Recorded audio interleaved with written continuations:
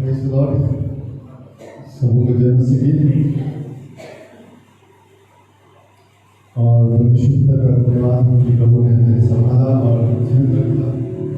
आज एक बार फिर से हमें दावत के होने इकट्ठे होने के प्रभु ने हमें सहायता की। ऐसे परमेश्वर का धन्यवाद। आज काफ़ी टेक्निकल प्रॉब्लम्स हैं और इस वजह से सही समय पर लॉग इन नहीं कर पाए, इसलिए आपसे क्षमा प्रार्थी है। और इस वक्त हम लोग परमेश्वर के वचन में जाएंगे और जैसे कि हम जानते हैं कि पिछले हफ्ता हमने आपको परमेश्वर के वचन से उत्साहित किया और बताया कि हमें किस प्रकार से परमेश्वर की आवाज़ को सुनना है। बाइबल बताती है नीति वचन की किताब जब उसके 16 अध्याय और उसके 20वें वचन को आप जब पढ़ते हैं तो वहाँ पे लिखा है कि जो वचन पर मन लगाता है वो कल्याण पाता है। मैं प्रियो में आज आपको बताना चाहता हूँ कि इस कलीसिया को आवश्यकता है कि वो परमेश्वर की आवाज़ को सुने और बहुत ज़रूरी है कि वो परमेश्वर की आवाज़ को सुने। क्यों? क्योंकि आज अगर आपके जीवन में आप संकटों का सामना करते हैं तो कहीं ना कहीं इस बात को मैं आपके सामने रखना चाहता हूँ कि आज आप ध्यान दीजिएगा कि किस प्रकार से आप परमेश्वर के साथ आपका संबंध है। क्योंकि जब हम परमेश्वर की आवाज़ को हम सुनते हैं तो याद रखिए परमेश्वर हमसे बातचीत करता है और परमेश्वर न केवल हमसे बातचीत करता है बल्कि परमेश्वर हमें इस बात को बताने की कोशिश करता है कि जो उसने हमारे लिए रखा है हमें उसी में संतोष करने की आवश्यकता है। मैं ये बातें क्यों कह रहा हूं? क्योंकि मैं जब व्यवस्था विवरण की किताब को मैं पढ़ रहा था उसके 4थे अध्याय को, और जहां पे प्रभु ने परमेश्वर ने अपने दास मूसा के द्वारा इस्राएलियों को शिक्षा दी थी कि उन्हें किस प्रकार से रहना है, उन्हें किस प्रकार से परमेश्वर में बढ़ने की आवश्यकता है। लेकिन अगर आप ध्यान देंगे व्यवस्था की किताब को अगर आप देखेंगे और व्यवस्था विवरण की किताब उसके 4थे अध्याय को जब आप पढ़ेंगे तो आपको इस बात का इल्म होगा, ज्ञान होगा कि इस्राएलियों ने उन व्यवस्था की एक भी बातों को अपने जीवन में नहीं रखा और व्यवस्था बताती है इसलिए वो हमेशा संकटों में गिर जाते, इसलिए हमेशा वो समस्याओं में गिरते थे। अगर आज हम समस्याओं में हैं, पीड़ाओं में हैं, आज हम पैंडेमिक में हैं, उसका केवल एकमात्र कारण ये है कि हम कहीं ना कहीं हम परमेश्वर के वचन को अर्थात परमेश्वर के आवाज को हम नहीं सुन पा रहे और परमेश्वर की आवाज को न सुनने की वजह से हम विपरीत दिशाओं में हैं।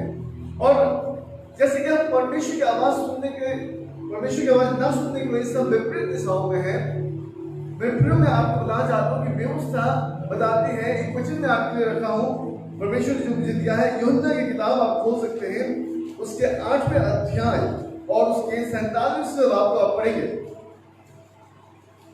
Book of John chapter 8 verse 47। जो परमेश्वर से होता है वह परमेश्वर की बातें सुनता है, वो परमेश्वर की बातों को सुनता है। और तुम इसलिए नहीं सुनते कि परमेश्वर की ओर से नहीं हो। ध्यान दीजिएगा आज सबसे बड़ा समस्या क्या है? बाइबल बताती है कि जो परमेश्वर से होता है वो परमेश्वर की बातों को सुनता है और तुम इसलिए नहीं सुनते कि परमेश्वर की ओर से नहीं हो। याद रखिए कि आज जो लोग परमेश्वर की बातों को नहीं सुनते अर्थात जिन्होंने परमेश्वर की आवाज को सुनना बंद कर दिया है, बाइबल बताती है कि वो परमेश्वर की ओर से नहीं है। और इस्राएलियों के जीवन में भी इन बातों को हम देख सकते हैं। मैं आपका ध्यान नए नियम में 2 लोगों की ओर आकर्षित करना चाहता हूँ। जब आप यूहन्ना की किताब उसके 30वें अध्याय को आप पढ़ेंगे तो हम एक व्यक्ति का जिक्र है जिसका नाम निकोदेमुस है और बाइबल बताती है कि वो व्यवस्थापक जो निकोदेमुस था, जो एक बहुत बड़ा ज्ञानी था, जो गुरु था, वो एक रात चुपके से यीशु मसीह के पास आता है और यीशु मसीह के पास आने के बाद वो पूछता है, वो यीशु से पूछता है कि अनंत काल का मार्ग क्या है? मैं जानता हूं कि परमेश्वर तेरे साथ है क्योंकि जो कुछ चिन्ह और चमत्कार करता है वो कोई और नहीं कर सकता। और जब यीशु मसीह ने उससे बताया कि जब तक तू जल और आत्मा से ना जन्म ले ले तब तक तो परमेश्वर के राज्य में प्रवेश नहीं कर सकता। आपको पता है बहुत लोग ऐसे भी हैं जब बपतिस्मा का नाम सुनते हैं वो अपने पांव को पीछे ले लेते हैं। और उसका क्या कारण है? क्योंकि वो परमेश्वर की आवाज को नहीं सुन पाता। और मैं आज आपको बताना चाहता हूं कि आज कहीं ना कहीं अगर आज आप संकटों में हैं, विपदाओं में हैं, अभी तक कलीसिया पूर्ण रीति से खुल नहीं पा रही है, इसका मतलब यह है कि हमने पिछले दिनों में परमेश्वर की आवाज को सुनकर अनसुना किया, हमने परमेश्वर की आवाज को इग्नोरेंस किया। और मैं फिर मैं आज आपको बताना चाहता हूं कि अगर आज भी इस दशा में आप हैं, आज भी आप ऐसी परिस्थितियों में हैं और आपके जीवन में हिंड्रेंस है, बाधाएं हैं, तो मैं आज आपको बताना चाहता हूं कि आपके कान खुलने चाहिए, क्योंकि व्यवस्था आप कहती है। चलिए मैं एक वचन और आपके लिए रखा हूं, प्रकाशित वाक्य की किताब उसके 13वें अध्याय को आप खोले और उसके 9वें वचन को पढ़े। Book of Revelation chapter 13 verse 9। जिसके कान हो वो सुन ले। कितने लोगों के पास कान है?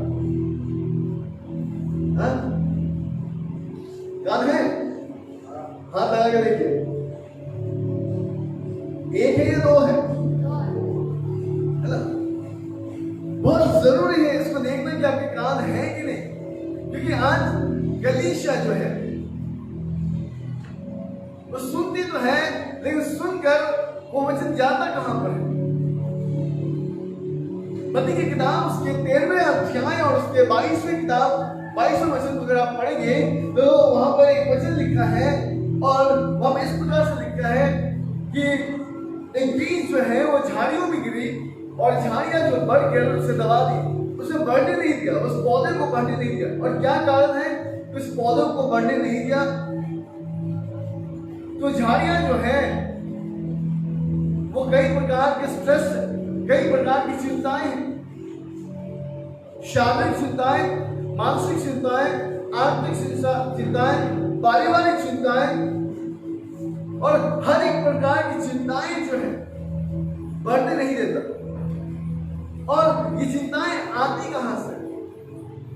जो ये चिंताएं हमारे जीवन में काम करने लगती, जो हम इतना व्याकुल हो जाते हैं, तो इसका केवल एक ही कारण है कि परमेश्वर की आवाज को ना सुनना। कि जो व्यक्ति परमेश्वर की आवाज को सुनता है वो अपने सारे बोझों को खुदा के सामने रखता है, क्योंकि परमेश्वर ने आप ही कहा है अपनी सारी चिंता मुझ पर डाल दो क्योंकि मुझे तुम्हारा ध्यान है। और व्यवस्था बहुत साफ रीति से कहती है कि जिसका मन उदास है वो दब जाता है। और दबने का अर्थ है कि छोटा हो जाना, दबने का अर्थ है कि उसकी साइज में कमी आ जाना, यानी कि उसका फेथ जो है, उसका विश्वास जो है वो कहीं ना कहीं वो बहुत छोटा होते जा रहा है और उसकी चिंताएं जो है वो बढ़ती जा रही है। और इसलिए मैं आज आपको परमेश्वर के कलाम से उत्साहित करना चाहता हूं, प्रभु के कलाम से मैं आपको बताना चाहता हूं कि आज जो बाधाएं हमारे जीवन में है जिसकी वजह से हम परमेश्वर की आवाज को हम नहीं सुन पाते हैं, आज हम उन बाधाओं के ऊपर में हम मदद करेंगे और हम देखेंगे कि किस प्रकार से उन बाधाओं से हम बाहर निकल सकते हैं। हिंड्रेंस टू हियरिंग, क्योंकि जब तक बाधाएं रहेंगी, सुनने में बाधाएं रहेंगी, मैं आज आपको बताना चाहता हूं कि आपकी परिस्थितियां नहीं बदल सकती। हालेलुया। मैं आपका ध्यान यूहन्ना की किताब उसके 2 अध्याय में ले जाना चाहता हूं, जहां पर एक विवाह चल रहा था और वहां पे दास की गड्डी हो गई और वहां पे उस भोज में प्रभु यीशु मसीह का भी निमंत्रण था।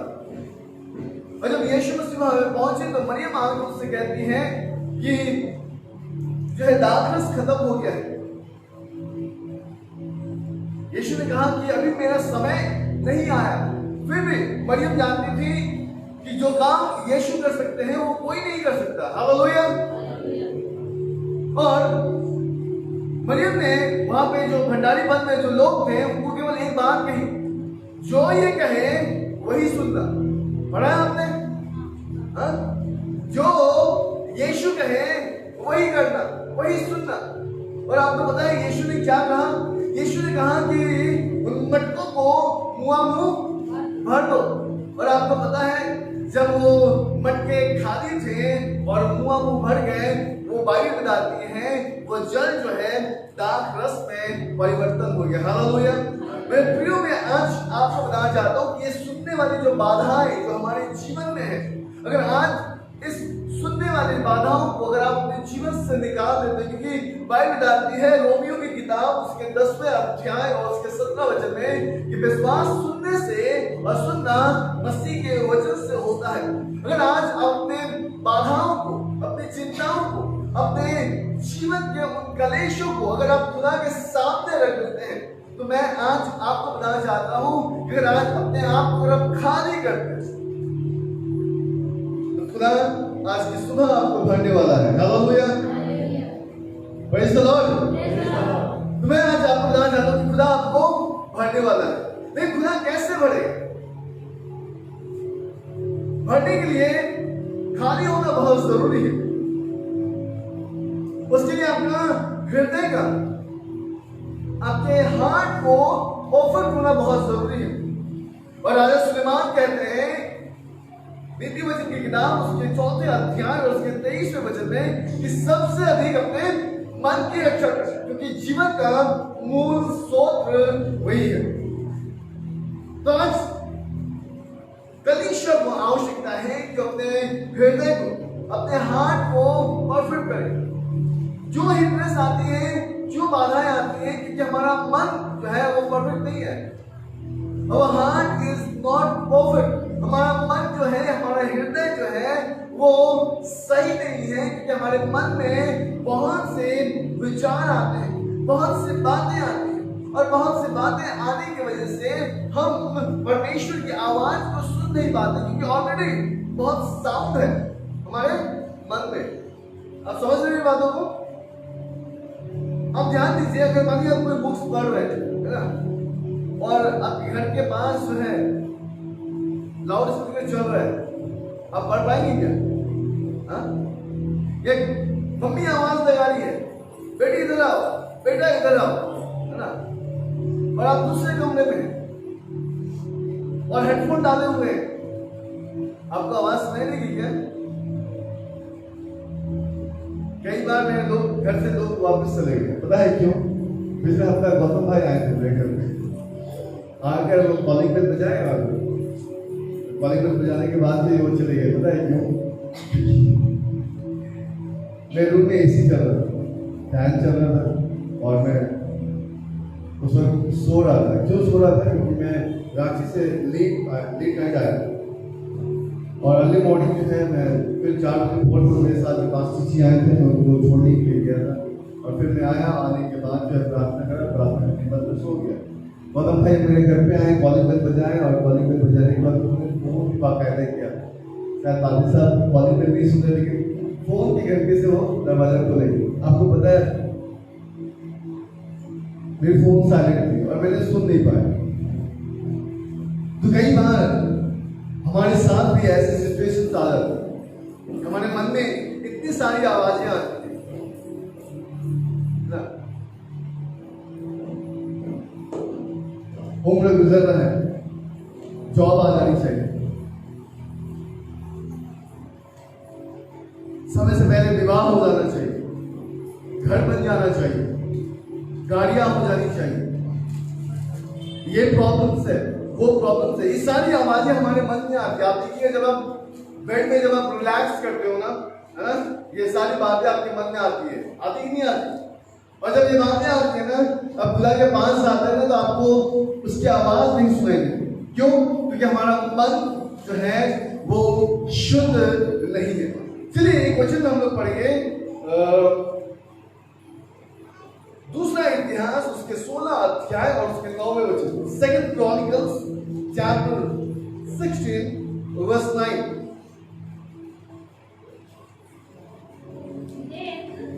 देख, यहोवा की दृष्टि सारी पृथ्वी पर इसीलिए टिकती रहती है हाँ ध्यान दीजिए, देखिए कि यहोवा की दृष्टि सारी पृथ्वी पर इसलिए फिरती रहती है कि जिसका मन उसकी ओर निष्कपट रहता है, जिसका मन उसकी ओर बहुत साफ और सुथरा रहता है। उनकी सहायता में वो अपनी सामर्थ्य दिखाए। उनकी सहायता में वो क्या करता है? अपनी सामर्थ को दिखाता है। तूने ये काम मूर्खता से किया है, तूने ये काम मूर्खता से किया है, इसीलिए अब से तू लड़ाइयों में फंसा रहेगा। किसमें फंसा रहेगा? लड़ाइयों में। लड़ाइयों में। क्यों? क्योंकि तुम्हारा मन सही नहीं है, तुम्हारे विचार सही नहीं है। एक इंसान किस चीज में बह जाता है आपको पता है? एक व्यक्ति जो है वो भावनाओं में, स्नेह में, है? बहुत बार मैंने बहुत लोगों को देखा है, कलीसिया में 10 लोग बपतिस्मा ले रहे हैं, एक व्यक्ति भावनाओं में बह जाता है कि मुझे भी बपतिस्मा लेना है, और इस भावनाओं में बहकर वो बपतिस्मा ले लेते हैं। लेकिन जैसे ही उसके ऊपर थोड़ी सी ताड़ना आती है, वो व्यक्ति पीछे चला जाता है। क्यों? क्योंकि वो परमेश्वर की आवाज को सुनकर, वो खुदा के कलाम को सुनकर, वो परमेश्वर की आवाज को सुनकर वो खुदा के पास नहीं आता। और व्यवस्था बताती है कि देखो, यहोवा की दृष्टि जो है सारी पृथ्वी पर घूमती रहती है। वो उनके जीवन में अद्भुत रूप से कार्य करता है जिनका मन साफ है, जिनका मन शुद्ध है, जो अपने मन की आवाज को नहीं लेकिन वो खुदा की आवाज को सुनने में प्रसन्न होते हैं। बाइबल बताती है कि परमेश्वर उनके जीवन में अद्भुत तरीके से कार्य करता है। लेकिन वो व्यक्ति जो अपने जीवन में मूर्खता के कामों को प्रकट करता है, व्यवस्था बताती है कि केवल वो झगड़ों में, लड़ाइयों में, चिंताओं में, आपदाओं में, संकटों में फंसा रहता है। और उसका कारण क्या है? उसे परमेश्वर की आवाज सुनाई नहीं देती। इसलिए तो याकूब कहते हैं कि अगर हम खुदा का कलाम सुनते हैं, परमेश्वर के वचन को सुनते हैं, तो उस पर सुनकर हमें जल्दी की आवश्यकता है, अन्यथा अपने आप को धोखा देते हैं। मैं प्रिय में आज आपको बताना चाहता हूँ, इस्राएली लोग परमेश्वर के वचन को सुनते थे, लेकिन सुनकर उस पर अमल नहीं करते। और व्यवस्था बताती है यही कारण था कि वो जंगलों में ढेर हो गए। आज 3 बातें मैं आपके सामने रखना चाहता हूँ, और वो है भावनाएं, स्नेह, दूसरा हमारा इंटेंशन जिसको हम कह सकते हैं इरादा, और तीसरा मोटिव जिसको हम कह सकते हैं नियत। अब मोटिव को भी नियत कह सकते हैं और इंटेंशन को भी आप इरादा कह सकते हैं। क्यों? क्योंकि ऑलमोस्ट ये सब जो है मिलते जुलते हैं, लेकिन इसमें बहुत फर्क है। मोटिव का मतलब है कि एक व्यक्ति जो है कुछ इरादा के द्वारा वो काम करता है, और इंटेंशन का मतलब है कि उसकी नीयत जो है वो खराब बनी रहती है। और बाइबल बताती है कि मन के शुद्ध ना होने की वजह से ये सारी बातें उत्पन्न होती हैं। हम भावनाओं में बहते हैं, हमारे इंटेंशंस गलत होते हैं, हमारी मोटिव गलत होती हैं, और जब हमारे बातों पे जब हम सही रीति से हम खुदा की आवाज को जब हम नहीं सुन पाते, तब हमारे जीवन में एक बात चलती है, और वो क्या है आपको पता है?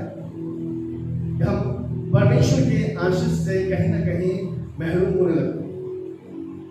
हम परमेश्वर के आशीष को कहीं ना कहीं हम देख नहीं पाते। परमेश्वर की आशीष से हम जो हमें प्राप्त होनी चाहिए हम बच जाते हैं, और इससे हम आनंदित होते हैं कि अरे परमेश्वर की आशीष हम पे नहीं लगी। मैं फिर मैं आपको बताना चाहता हूँ कि बहुत जरूरी है, जब हमारा मन सही नहीं होता तो पता है क्या बातें होती हैं? हम सांसारिक स्नेह में हम पड़ जाते हैं। सांसारिक स्नेह समझते हैं, मतलब संसार से हम प्रेम करने लगते हैं, क्योंकि कहीं ना कहीं हम खुदा के कलाम से हम प्रेम नहीं कर पाते। और जब हम खुदा के कलाम से हम प्रेम नहीं कर पाते हैं और खुदा की आवाज को जब हम नहीं सुन पाते हैं, तब हम संसार की ओर बढ़ने लगते हैं और संसार से हमारा प्रेम बढ़ने लगता है। आपको पता है यूहन्ना की किताब में क्या लिखा है? पहला यूहन्ना उसके 2 अध्याय और उसके 15 वचन को अगर आप पढ़ेंगे तो बेवसम जाती है कि तुम ना तो संसार से और ना संसार के वस्तु से प्रेम रखो। यदि कोई संसार से प्रेम रखता है तो उसमें पिता का प्रेम नहीं है। पिता का प्रेम नहीं है। क्यों? क्योंकि अगर आपका मन शुद्ध नहीं होगा और आपकी सुनने में बाधा है, क्योंकि आपका मन शुद्ध नहीं है, आप भावनाओं में बह जाते हैं, आप स्नेह में बह जाते हैं, आपके इरादे गलत हो जाते हैं, आपके नियत गलत हो जाते हैं। और यही कारण है कि हम दुखों के पहाड़ों को हर दिन अपने कांधे पे लेकर हम चलते रहते हैं और हम कहते हैं हम लोग प्रार्थना करते हैं, हम फास्टिंग करते हैं, हम प्रेयर करते हैं, हम बाइबल स्टडी में जाते हैं, लेकिन फिर भी खुदा हमारे जीवन में बरकत तो क्यों नहीं लेके आता? याद रखें, परमेश्वर उनके जीवन में अद्भुत रूप से कार्य करता है जिनका मन बहुत साफ, जिसके इरादे अच्छे हो, जिसकी नीयत अच्छी हो, जो भावनाओं में नहीं लेकिन खुदा के कलाम में बढ़ता हो। वे सब बताते हैं, मत्ती की किताब को आप पढ़िएगा, उसके 22वें अध्याय और उसके 37वें वचन में यीशु क्या कहते हैं? उसने उनसे कहा, तुम परमेश्वर अपने प्रभु से अपने सारे मन और अपने सारे प्राण और अपने सारे बुद्धि के साथ प्रेम रखो। क्योंकि जब तक हम खुदा के साथ प्रेम नहीं रखेंगे, याद रखिए, परमेश्वर की आवाज हमें सुनाई नहीं देगी। और जब हम परमेश्वर की आवाज हमें सुनाई नहीं देगी, याद रखिए, हमारा ध्यान कहीं और जाएगा। क्योंकि जब एक व्यक्ति खाली रहता है ना, एक व्यक्ति जब खाली रहता है, उसके मन में बहुत सी बातें होती हैं। आप देखिएगा, अगर आपके पास कोई काम नहीं है, आप बैठे हैं, है ना, अगर आप बैठ के अपने मोबाइल को स्क्रॉल कर रहे हैं, आप एक जगह पर नहीं रहो। अगर आप अकेले बैठे हैं और आप टीवी देख रहे हैं, आप एक चैनल में स्थिर नहीं रहे, आप चैनल चेंज करते रहे। मैं क्यों बता रहा हूं आपको पता है? मेरे घर में टीवी नहीं है, लेकिन फिर भी मैं आपको बता रहा हूं, क्योंकि अभी जिस समय से हम गुजर रहे हैं, लोग स्थिर नहीं है। और भाई एक बात कहती है स्थिरता के विषय, और कहीं ना कहीं आज हमारे मन को जो है वर्ल्डली इन्फेक्शन से हमें बचाने की आवश्यकता है। क्योंकि कहीं ना कहीं हमारा मन जो है संसार के चकाचौंध से, संसार के चीजों से, संसार के वस्तुओं की ओर बहुत जल्दी आकर्षित हो जाती है। और जैसे ही हमारा मन संसार की ओर आकर्षित होती है, आपको पता है, हम खुदा के उस अनुग्रह से हम वंचित होने लगते हैं। व्यवस्था बताती है, मत्ती की किताब में लिखा है उसके 6ठे अध्याय और उसके 33वें बाब में कि सबसे 33 में इस प्रकार से लिखा है कि सर्वप्रथम तुम परमेश्वर के राज की खोजी करो, and all things will added you, और सारी बातें तुम्हें प्राप्त होगी, सारी बातें तुम्हें मिल जाएगी। लेकिन तुम्हें परमेश्वर के राज की खोजी करने की आवश्यकता है, तुम्हें परमेश्वर को ढूंढने की आवश्यकता है। और हमारे मन शुद्ध ना होने की वजह से, आपको पता है, हम कई बार हमारा जो है मोटिव इम्प्योर हो जाता है, अशुद्ध हो जाता है, हमारी नियत कह लीजिए, हमारा मकसद कह लीजिए, और पता है ये बहुत अशुद्धता की ओर बढ़ने लगता है। हम बहुत गलत नियत के साथ, गलत इरादों के साथ, गलत मकसद के साथ हम आगे बढ़ने लगते हैं और हम कहीं ना कहीं उन इरादों के द्वारा हम परमेश्वर की आशीषों से हम वंचित होने लगते हैं। आज कलीसिया को आवश्यकता है कि जो बातें सुनने में, खुदा के कलाम को सुनने में बाधाएं डालती है, परमेश्वर की आवाज को सुनने में बाधाएं डालती है, आज कलीसिया को आवश्यकता है कि उन बाधाओं को अपने जीवन से निकाल कर परमेश्वर के उन सामर्थ्यों को अपने जीवन में डाल। मैं एक व्यक्ति के विषय में आपको बताना चाहता हूँ। कितने लोग बिलाम का नाम सुने? बिलाम भविष्यवक्ता, विषय प्रचार भी क्या है? बिलाम द्वारा प्रचार। इंग्लिश में अगर आप पढ़ेंगे तो वहाँ पे बालाम लिखा हुआ है, BALAM, बालाम। और बाइबल बताती है ये बिलाम जो भविष्यवक्ता था, गिनती के पुस्तक उसके 23वें अध्याय में आपको मिलेगा। और ये एक ऐसा भविष्यवक्ता था जो परमेश्वर की ओर से ठहराया गया था, और परमेश्वर की ओर से ये भविष्यवाणियां क्या करता था। लेकिन बाइबल बताती है कि इसकी मोटिव जो है, इसका जो है मन जो है इम्प्योर हो गया, और इसका मकसद जो है वो परमेश्वर के वचन से हटकर धन की ओर, इसका मकसद जो है अपने क्या बोलेंगे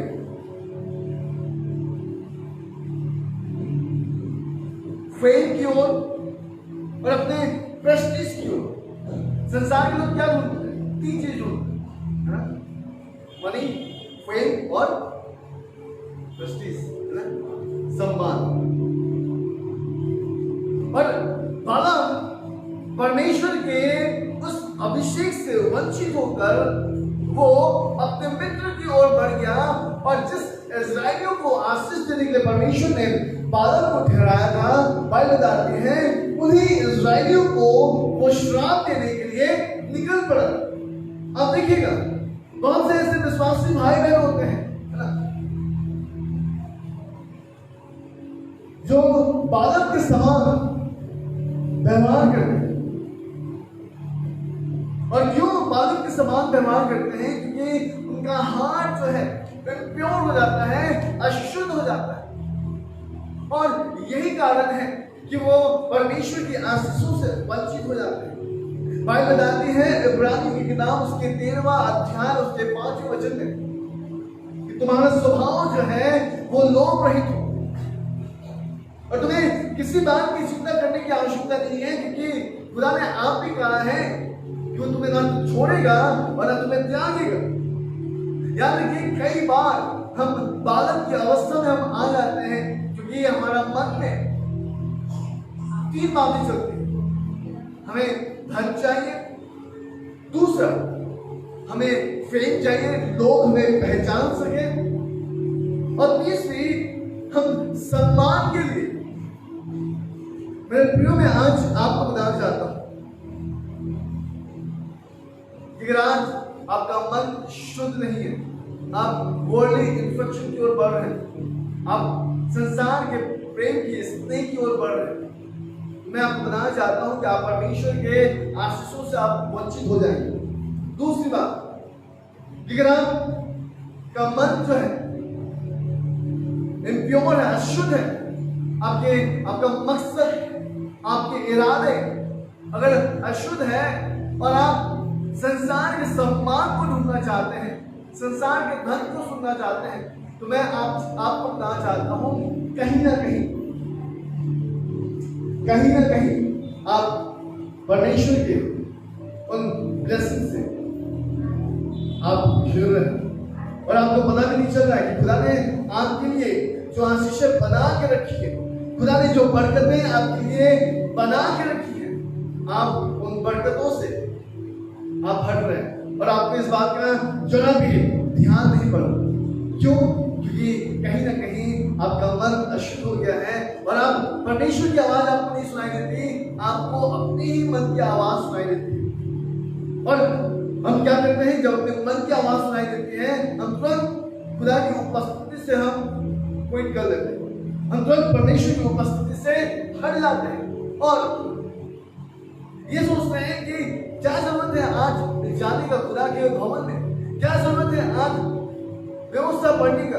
कल पढ़ लेंगे, कल समय मिलेगा, कल हमारे पास छुट्टियां हैं और हम उन छुट्टियों में हम परमेश्वर के वचन को हम पढ़ेंगे।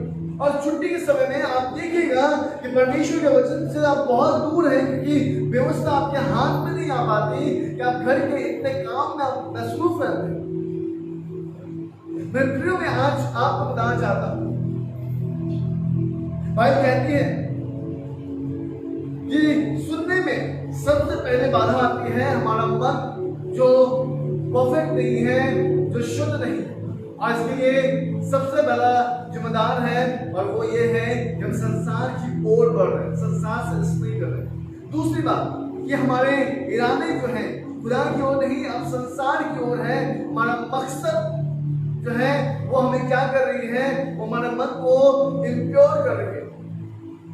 तीसरी बात मैं आपको बताना चाहता हूं कि हमारा इंटेंशन जो है वो रॉन्ग हो जाता है, गलत हो जाता है। यानी कि हम गलत नियत के साथ हम खुदा के भवन में आते हैं। मैं एक व्यक्ति का नाम आपके सामने रखने जाता हूं, उसका नाम हनन्याह है। आपने पढ़ा है प्रेरित की किताब उसके 5वें अध्याय को, आप खोलिए उसके वचन को आप पढ़िएगा। बाइबल बताती है वहां पे एक पति पत्नी के विषय में जिक्र किया गया है, हनन्याह और सफीरा। और व्यवस्था बताती है कि हनन्याह के पास कुछ कुछ जमीन था, उसने जमीन को बेचा, भूमि को बेचा, और भूमि को बेचने के बाद उसने कुछ धन जो लेकर कलीसिया में पहुंच गया। और बाइबल बताती है जब वो कलीसिया में पहुंचा और पतरस के सामने रखा, आपको पता है बाइबल बताती है कि पवित्र आत्मा में होते हुए पतरस ने उससे कहा, हे हनन्याह, तू खुदा से झूठ क्यों कहता है? क्या कारण है कि तू खुदा से झूठ बोल रहा है? क्या वो जमीन तेरी नहीं थी? क्या जो पैसे तू प्राप्त किया, क्या वो पैसे तेरा नहीं था? फिर तू खुदा से झूठ क्यों बोल रहा है? क्या तूने इतने ही दाम में जमीन बेची थी? उसने कहा, हाँ प्रभु, इतने ही दाम में बेची। इससे पहले कि वो और कुछ बोल पाता, बाइबल बताती है पवित्र आत्मा के सामने उसने अपने प्राण त्याग।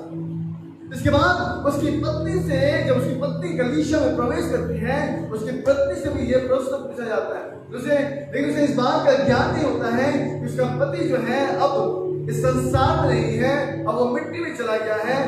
और जब पत्नी उससे पूछता है, उसने कहा, हाँ प्रभु। पत्नी उससे बात पूछता है, क्या कारण है कि तेरा पति झूठ बोल रहा था और अब तू भी झूठ बोल रही है? पतरस कहता है कि देख, अभी कुछ लोग तेरे पति को गाड़ने गए हैं, दौड़ कर आएंगे और वो तुझे लेके जाएंगे। इससे पहले कि वो झुककर, इससे पहले कि वो अंगीकार करती, इससे पहले कि वो पश्चाताप करती, बाइबल बताती है कि उसने अपने प्राण छोड़ दिए। मेरे प्रिय, मैं आज आपको बताना चाहता हूँ, कई बार हम खुदा के भवन में गलत इरादों से हम आते हैं, गलत इंटेंशन से आते हैं। मेरे प्रिय, मैं आज आपको बताना चाहता हूँ, आज हमारा इंटेंशन बहुत साफ होना चाहिए। सैमुएल की किताब को अगर आप पढ़ेंगे, पहला सैमुएल उसके 16 अध्याय और उसके 7वें वचन को आप पढ़ेंगे, जब सैमुएल दाऊद का अभिषेक करने के लिए गया, और बाइबल बताती है कि उसने दाऊद के भाई, बड़े भाई को देखा और उसने देखा कि वो देखने में बहुत खूबसूरत है, उसका शरीर जो है बहुत अच्छा है, वो बहुत लंबा चौड़ा है और ये व्यक्ति राजा के लिए सही होगा। और सैमुएल उसका अभिषेक करने जाता है, तो बाइबल बताती है कि परमेश्वर जो है सैमुएल को रोकता है कि नहीं, ये नहीं। क्यों? क्योंकि उसके अंदर में सब कुछ था। वो हथियार चलाने जाता था, वो साउल के साथ रहता था, उसका कद काफी, सब कुछ बहुत अच्छा था। इसके बावजूद परमेश्वर क्यों रोक गया?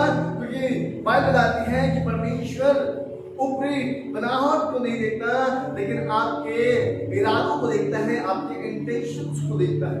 हालेलुया, बोलो प्रभु यीशु मसीह की। ध्यान दीजिए, बाइबल बताती है परमेश्वर आपके रूप और कांजी को नहीं देखता, परमेश्वर आपके रंग को नहीं देखता कि आप कितने साफ हैं या आप कितने सावले हैं, लेकिन परमेश्वर आपके इंटेंशन को देखता है। परमेश्वर देखता है कि आपकी नीयत कैसी है। और वहां में इस प्रकार से लिखा है, परंतु यहोवा ने शमूएल से कहा, ना तो उसके रूप पर दृष्टि कर और ना उसके कद की ऊंचाई पर, क्योंकि मैंने उसे अयोग्य जाना है, क्योंकि यहोवा का देखना मनुष्य सा नहीं है। याद रखिए, बाइबल बताती है कि जिस प्रकार से परमेश्वर देखता है मनुष्य, जिस प्रकार से मनुष्य देखता है परमेश्वर वैसा नहीं देखता। और लिखा है क्योंकि यहोवा का देखना मनुष्य का सा नहीं, मनुष्य तो बाहर का रूप देखता है, परंतु यहोवा की दृष्टि मन पर रहती है। यहोवा की दृष्टि मन पर रहती है। और याद रखिए कि अगर आज हम परमेश्वर के आशीषों से चूक रहे, अभी भी आपका काम नहीं बनता, अभी भी आप जहां जाते हैं आपके काम में रुकावट आ जाती है, तो कहीं ना कहीं आपके मन को शुद्ध करने की आवश्यकता है, ताकि आप परमेश्वर की आवाज को आप सुन सकें। और जब आप परमेश्वर की आवाज को आप सुन सकेंगे, मैं आपको बताना चाहता हूं कि बरकत के छींटे नहीं आएंगे, लेकिन बरकत की बारिश होगी। हालेलुया। अब में से कितने को छींटे चाहिए और कितने को बारिश चाहिए? याद रखिए, हम में से हर एक व्यक्ति चाहता है कि खुदा का बरकत हमारे घर पे हो, खुदा का बरकत हमारे काम पे हो, खुदा का बरकत हमारी सैलरी पे हो, खुदा का बरकत हमारे बच्चों के जीवन में हो, खुदा का बरकत हमारे भंडार में हो। और आज अगर आप खुदा के बरकत को अपने जीवन में लेना चाहते हैं, तो मेरे प्रियो, मैं आज आपको बताना चाहता हूं कि आपका मन जो है वो बहुत साफ होनी चाहिए। अगर आज आपका हृदय अभी भी शुद्ध नहीं है, उसके केवल 3 कारण। पहला, कि आपका स्नेह खुदा से नहीं अब संसार से हो गया। दूसरा, कि अब आप खुदा के मकसद पर नहीं चल रहे, लेकिन आप अपने अशुद्ध मन के द्वारा अब आप संसारिक इरादों पर आप चल रहे हैं। और तीसरा, रॉन्ग इंटेंशन। इसका मतलब कि अब आप पहले आप खुदा के पास जब आए थे, आप एक सही नियत के साथ आए थे, लेकिन अब आपकी नियत जो है धीरे धीरे बदल रही है। और जब आपकी नियत बदल रही है, तो आप कहीं ना कहीं उस कठोरता की ओर जा रहे हैं। कई बार पता है, हम परमेश्वर की आवाज को सुनते हैं, लेकिन हमारा मन जो है कठोर हो जाता है। उस पल के लिए आप कहते हैं कि नहीं प्रभु, अब से, आज से और अभी से मैं आपके इन वचनों को पालन करूंगा, इन वचनों के अनुसार चलूंगा, इन वचनों को अपने जीवन में पकड़ के रखूंगा। और जैसे ही आशीष वचन होता है, हम उन बातों से फिर जाते हैं। और उसका केवल एक कारण है कि आपके मन का कठोर हो जाना। आपको पता है, फिरौन कई बार बोल चुका था, मूसा लेकर जाओ, इस्राएलियों को लेकर जाओ। और फिर मूसा जैसे ही जाता और तैयार होता अपने लोगों को लेके जाने के लिए, और फिर सेना को भेजकर और रुकवा देता, नहीं, है ना? क्यों? क्योंकि परमेश्वर फिरौन के मन को कठोर कर दिया। लेकिन इस्राएली खुदा के मुस्तामत को लेकर, उन आश्चर्यों को लेकर खुदा के ऊपर में डिपेंड होता है। आज पता है, खुदा के ऊपर में डिपेंड नहीं हो पा रहा। आज हम इंडिपेंडेंट रहना चाहते हैं। आप सच कह रहे हो, आज बहुत लोग ये कहते हैं कि हम इंडिपेंडेंट हैं, हम डिपेंडेंट नहीं है। याद रखिए, अगर आपके ऊपर में एक छाता नहीं है, आप भीगोगे, आपको धूप लगेगी, आपके रंग काले पड़ जाएंगे, फिर आप सनस्क्रीन की ओर भागेंगे। मैं आपको बताना चाहता हूं, क्या आपके ऊपर एक व्यक्ति का हाथ होना चाहिए जिसका नाम प्रभु यीशु मसीह है। अगर आज आपके ऊपर खुदा का हाथ नहीं है, तो मैं आपको बताना चाहता हूं, आप बरकत के लिए आप भटकते रहेंगे, आप दास में दास के पास जाते रहेंगे, आप फोन में प्रार्थना कराते रहेंगे, लेकिन आपके जीवन में बरकत नहीं आएगी, क्योंकि आपके ऊपर में प्रभु यीशु मसीह का हाथ नहीं है।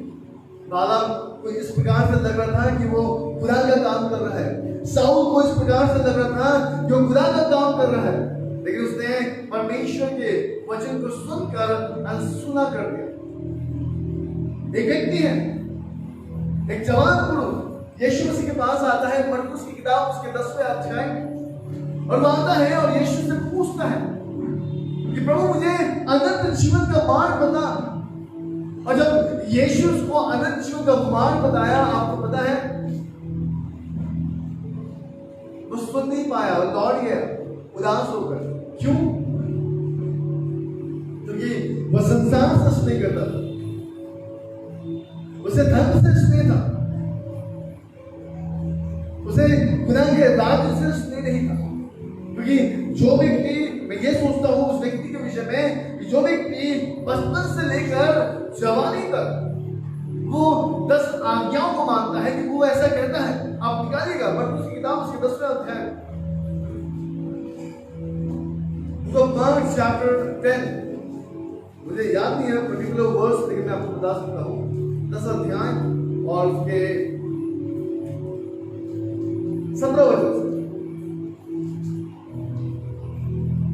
जब वो वहां से निकलकर मार्ग में जा रहा था, जब वो वहां से निकलकर मार्ग में जा रहा था, तो एक मनुष्य उसके पास दौड़ता हुआ एक आया मनुष्य उसके पास दौड़ता हुआ आया और उसके आगे घुटने टेक कर और उसके आगे घुटने टेक कर उससे पूछा, हे उत्तम गुरु, हे उत्तम गुरु, अनंत जीवन का अधिकारी होने के लिए क्या करूं? अब ध्यान दीजिए कि उसने यीशु से पूछा कि अनंत जीवन के अधिकारी होने के लिए क्या करना चाहिए।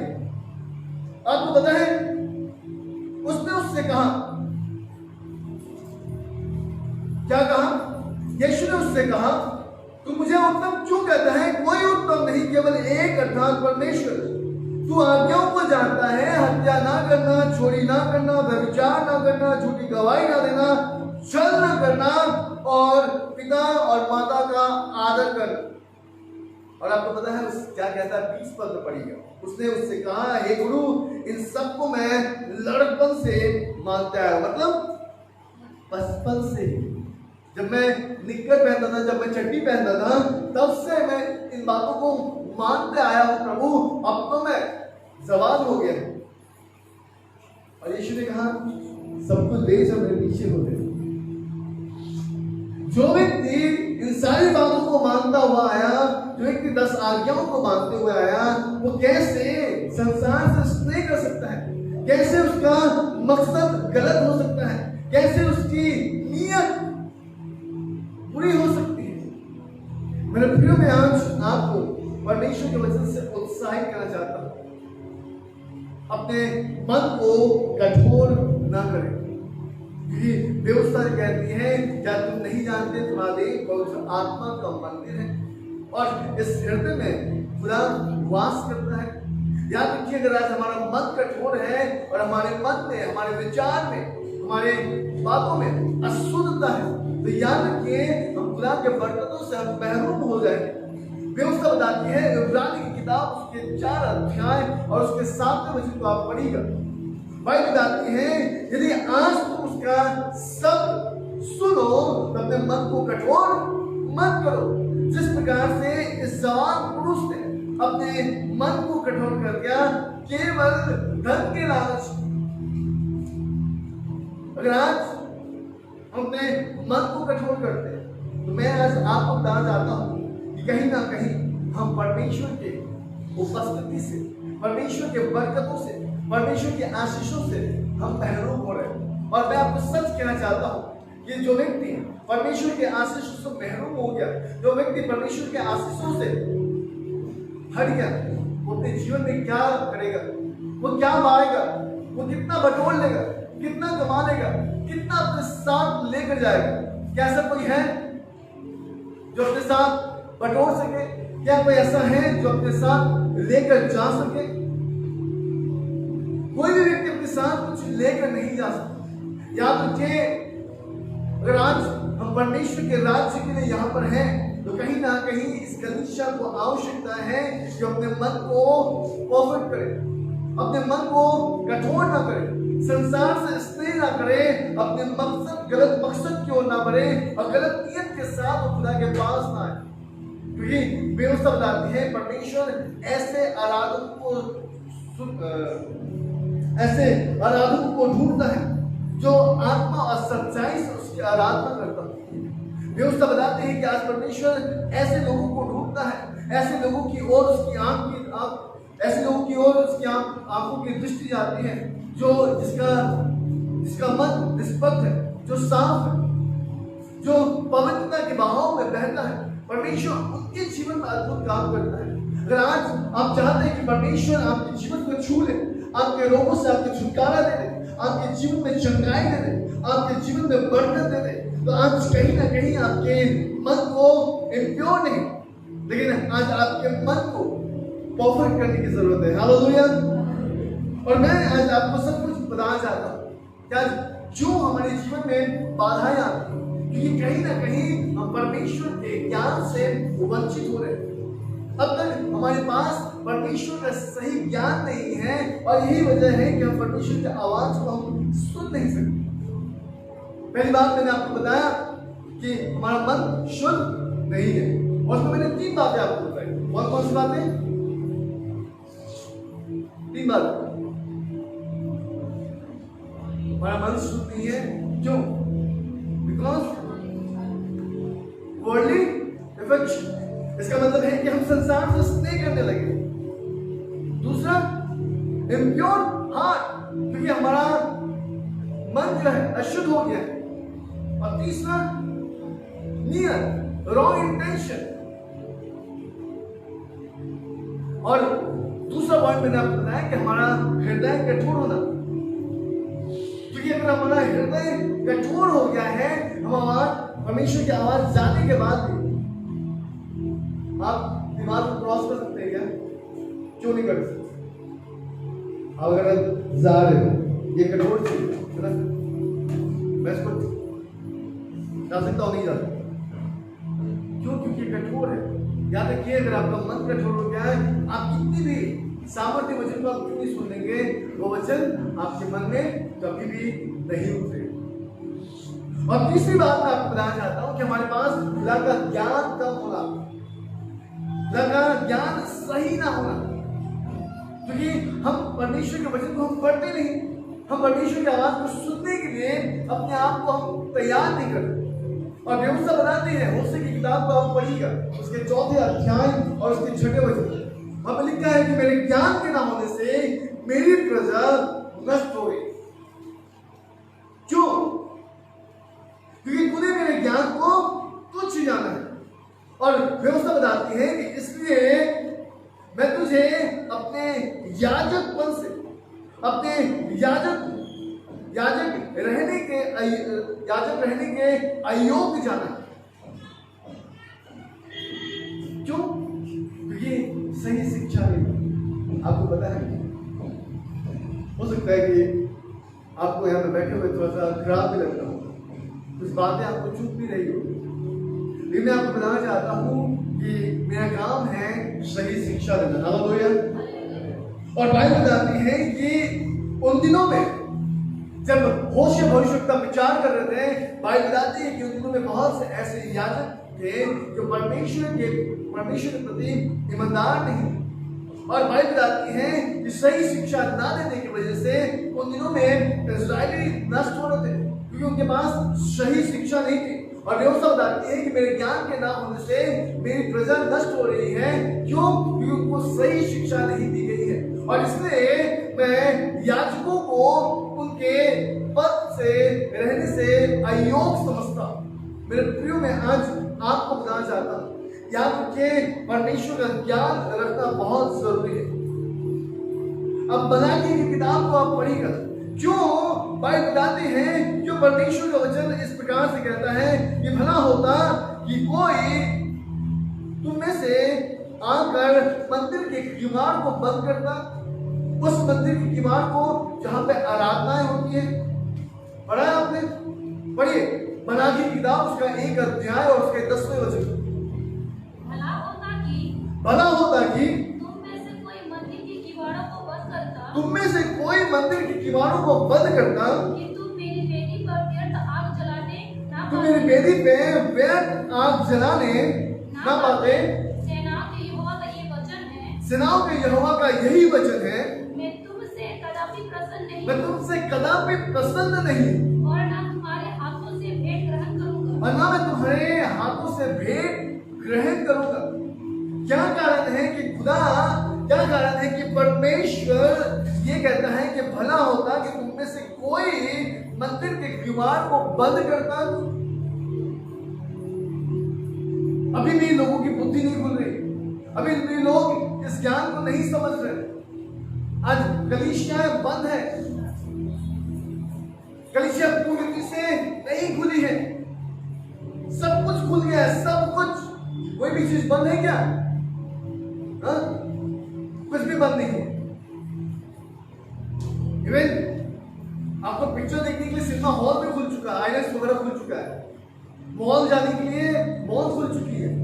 अब हर जगह पे आप जा सकते हैं, लेकिन परमेश्वर के भवन में आप एकत्रित नहीं हो सकते। समझिए। और ये क्या कारण है? क्योंकि हमने परमेश्वर की आवाज को सुनना बंद कर दिया है। मेरे प्रियो, मैं आज आपको बताना चाहता हूं कि आज कलीसिया को आवश्यकता है कि परमेश्वर के वचन का ज्ञान रखे। आज परमेश्वर को कलीसिया को आवश्यकता है कि वो परमेश्वर के आवाज को सुने, क्योंकि इतने भविष्यवक्ताएं, लेकिन किसी का भी आवाज इस्राएलियों ने नहीं सुना। और आपको पता है हर एक बार परमेश्वर एक नए अभिषेक देकर एक नए भविष्यवक्ता को खड़ा करते हैं। आपको पता है बाइबल बताती है मलाकी की किताब में ये आखिरी भविष्यवक्ता पुराने नियम। इसके बाद बाइबल कई वर्षों तक चुपचाप रहती है, कोई भविष्यवक्ता नहीं आया। सीधा खुदा अपना इकलौता पुत्र प्रभु यीशु मसीह हमारे बीच में भेजता है। और पता है क्यों? कि जब आप मलाकी की किताब को आप पढ़िएगा, वहां पे लिखा है कि लोग किस प्रकार से परमेश्वर को ठगते थे, लोग किस प्रकार से परमेश्वर को झूठ बोलते थे, लोग किस प्रकार से परमेश्वर के वचन का मजाक उड़ाते थे, लोग किस प्रकार से परमेश्वर का अनादर करते थे, खुदा के भवन में जाते थे लेकिन खुदा को वो सम्मान नहीं देते थे, खुदा के पास तो जाते थे लेकिन खुदा की आवाज को सुनने से वे दूर रहते थे। मेरे प्रियो, मैं आज आपको बताना चाहता हूँ उन दिनों में यीशु मसीह का आना इसलिए हुआ कि लोग खुदा के वचन को नहीं सुन रहे थे, खुदा के वचन को त्याग रहे थे। और आज मैं आपको बताना चाहता हूँ यीशु मसीह फिर आने वाला है क्योंकि लोग उसके वचन को तिरस्कार कर रहे हैं। और भाई कहती है, पौलुस कहते हैं कि दिन बुरे हैं। और मैं आपको सच कहना चाहता हूँ कि आज कलीसिया को कहीं ना कहीं अपने आप को तैयार करने की आवश्यकता है। मैं एक वचन आपके लिए पढ़ना चाहता हूँ, यशायाह नबी की किताब उसके 5वें अध्याय और उसके 13वें वचन को आप पढ़िए। जल्दी से पढ़ें।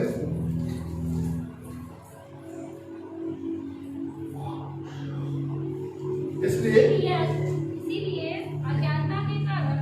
अज्ञानता के कारण मेरी प्रजा बंधुआई में आ जाती है। मेरी प्रजा बंधुआई में आ जाती है। किसके कारण? बंधुआई का मतलब बंधन। आपको पता है आज क्यों आप बंधुआई में हैं, आप क्यों कैप्टिविटी में हैं, आप क्यों बीमारी के बंधन में हैं, क्यों आप गरीबी के बंधन में हैं, क्यों आप अभी भी बुरे विचारों के बंधन में हैं? क्योंकि कहीं ना कहीं आपको अब तक परमेश्वर का सही ज्ञान नहीं प्राप्त हुआ। बाइबल कहती है इसलिए अज्ञानता के कारण मेरी प्रजा बंधुआई में जाती है, उसकी प्रतिष्ठित पुरुष भूखे रहते हैं। कैसे प्रतिष्ठा पुरुष भूखे मरते और साधारण लोग प्यास से व्याकुल होते हैं। किसके प्रतिष्ठा? उसके, यानी कि खुदा के। ध्यान दीजिए, उसके प्रतिष्ठा पुरुष जब भूखे रहते हैं और साधारण लोग प्यास से व्याकुल होते हैं क्योंकि वो परमेश्वर के ज्ञान से वंचित हैं, क्योंकि परमेश्वर के ज्ञान को अपने जीवन में नहीं रखते। मेरे प्रियो, मैं आज आपको खुदा के कलाम से बरकत देना चाहता हूँ, प्रभु के आशीषों को आपके जीवन में लाना चाहता हूँ, और मैं चाहता हूँ कि आप परमेश्वर के ज्ञान को रखें।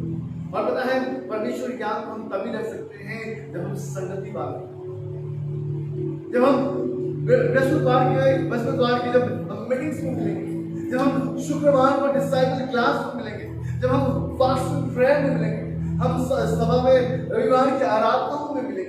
मैं आज आपको सच कहना चाहता हूं कि जब तक आप परमेश्वर के ज्ञान से आप वंचित रहेंगे, आप बंधुआई में रहेंगे। हालेलुया,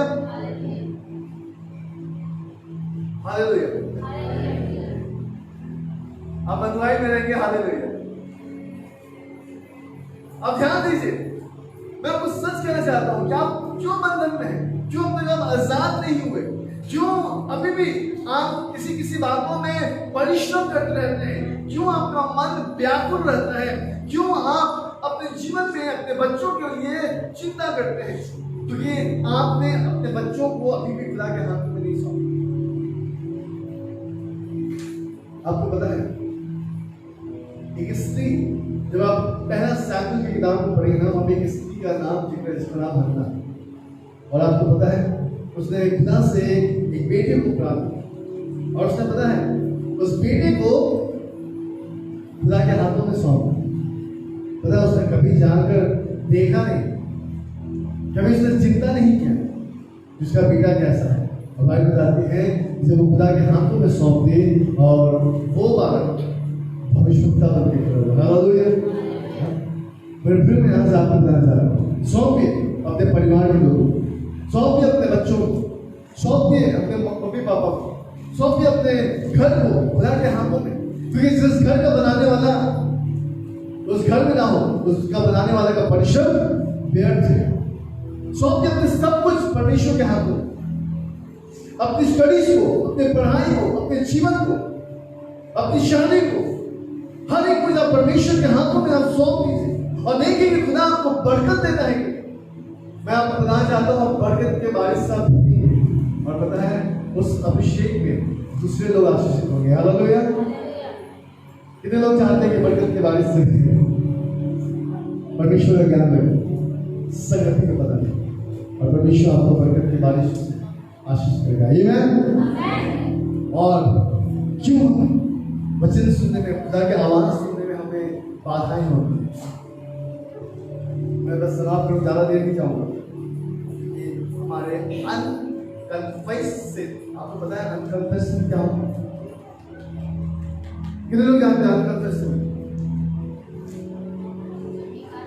आपको पता है वो पाप जो हम कर्म करते हैं और हमें समझ में नहीं आता है कि वो पाप है, और बाइबल बताती है कि वो हमारे लिए एक बाधा बन जाता है, हमारे लिए हिंड्रेंस बन जाता है। If we have any unconfessed sin in our life, it is huge hindrance.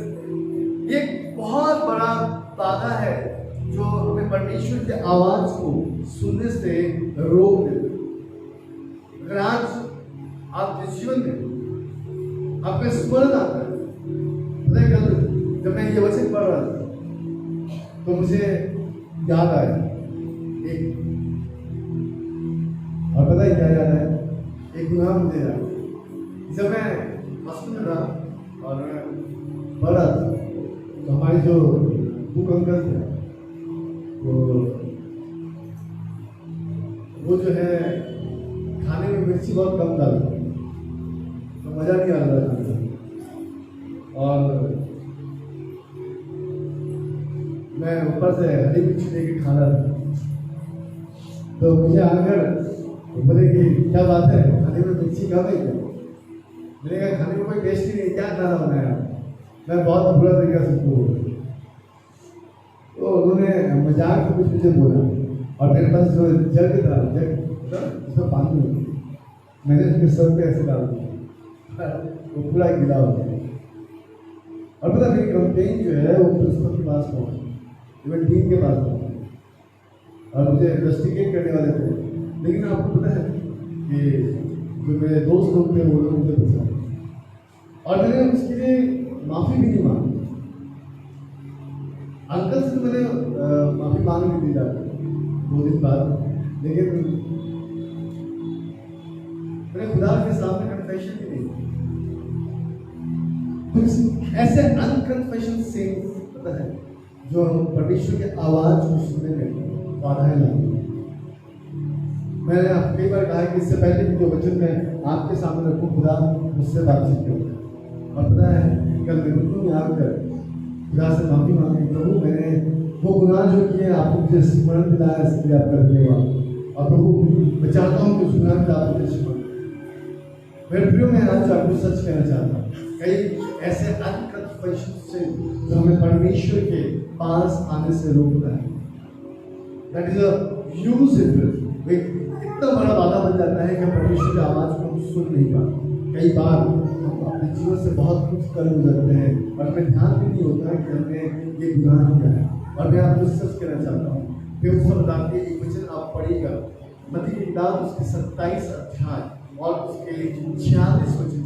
वहाँ पर जब तीसरे पहर में यीशु मसीह उस कलवरी के क्रूस पे थे, यीशु मसीह ने खुदा से एक बात कही और पता है उन्होंने खुदा से क्या कहा? उन्होंने कहा कि खुदा तूने मुझे क्यों छोड़ दिया? पढ़ी 27:46। तीसरे पहर के निकट यीशु ने बड़े शब्दों से पुकार कर कहा, तीसरे पहर के नीचे पहर के समय यीशु ने बड़े शब्दों से पुकार कर खुदा से ये कहा, एली एली लमा सबक्तनी, एली एली लामा सबक्तनी। इसका मतलब अर्थात हे मेरे परमेश्वर, अर्थात हे मेरे परमेश्वर, हे मेरे परमेश्वर, हे मेरे परमेश्वर, तूने मुझे क्यों छोड़ दिया? तूने मुझे क्यों छोड़ दिया? आप सोचिए, ये वो खुदा था, ये वो खुदा का बेटा था जिसके लिए आसमान खुल गई, जो बपतिस्मा लेके खड़ा हुआ और आकाश से एक वाणी आई और कहा कि ये मेरा प्रिय पुत्र है। खुदा ने उस बेटे को छोड़ दिया, क्या कारण था? खुदा ने यीशु मसीह को छोड़ दिया। क्यों यीशु मसीह ने बातें की? आपको पता है कि यीशु मेरे और आपके पापों को लेकर और बाइबल बताती है परमेश्वर पाप से घृणा करता है। याद रखिए, अगर हमारा अनकन्फेशन सिन अभी भी हमारे अनजाने में हुए पाप, अनकन्फेशन को क्या कहते हैं?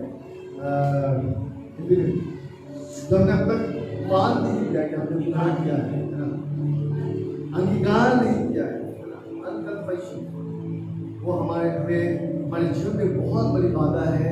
जब खुदा के बरकतों से हम महरूम हो जाए, खुदा की आवाज़ को हम सुन नहीं पाएंगे। हर दिन हम बाइबल खोलेंगे तो सही, पढ़ेंगे तो बहुत लोग मुझसे कहते हैं पास्टर क्या बात है कि मैं बाइबल पढ़ता हूँ लेकिन मैं उसको रख नहीं पाता, बिकॉज यू हैव अ अनकन्फेशन। आपके पास अभी भी एक ऐसे गुनाह है जिसके लिए आपने प्रभु से पश्चाताप नहीं किया, प्रभु से आपने माफी नहीं मांगी।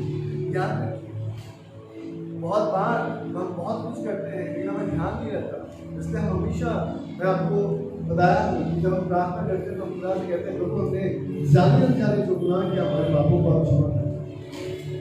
बहुत से रह जाते हैं और मैं आपको कहना चाहता हूँ कि जब खुदा आपको स्मरण दिलाए, पृथ्वी पे आइए और पापों के लिए अंधकार कीजिए। और मैं आपको कहना चाहता हूँ कि खुदा आपके जीवन में बरकत की बारिश को ढेर देगा। व्यवस्था बताती है, किताब पढ़िएगा उसके 66 अध्याय और उसके 18 वचन को, वहाँ पर लिखा है, यदि मैं मन में अनर्थ बातों को सोचता तो प्रभु मेरी ना सुनता। याद रखिए, अगर आप मन में अनर्थ बातों को सोचते हैं, खुदा आपकी प्रार्थनाओं को नहीं सुनेगा, खुदा आपके जीवन में बरकत नहीं देगा, क्योंकि आपके मन में अनर्थ बातें चल रही है। याद रखिए, अभी भी अगर आपके पास अनकन्फेशन सीन है, आज ही आप खुदा के हाथों में समर्पित करके क्योंकि व्यवस्था बताती है, राउंड कहते हैं भजन संहिता उसका 139 अध्याय और उसके 23 और 24 वचन को अगर हम लोग पढ़ेंगे, वहाँ पे इस प्रकार से लिखा है, हे मेरे परमेश्वर मुझे जांच कर जान दे, मुझे परख कर मेरी चिंताओं को जान दे और देख कि मुझ में कोई बुरी चाल है कि नहीं तो अनंत मार्ग में मेरी अगुवाई कर।